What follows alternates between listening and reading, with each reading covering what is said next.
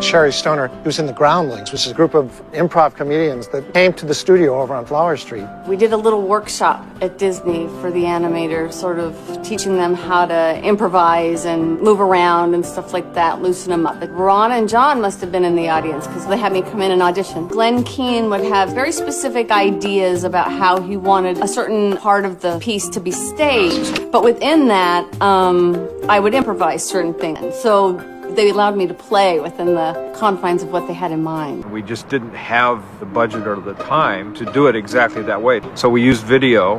Our big sets were apple carts and risers.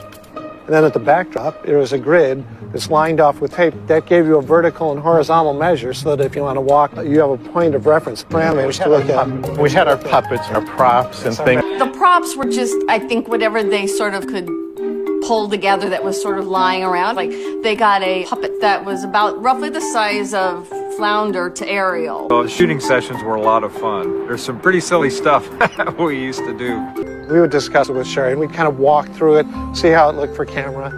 And we had ideas, and she had ideas. And certainly, Glenn Keane was really inspired by Sherry. We wanted her to come up with things that we wouldn't think of. They left it pretty much up to me to try and communicate. Live action can really give you a leg up, so to speak. I was nervous, and I moved my hands like that sort of thing. And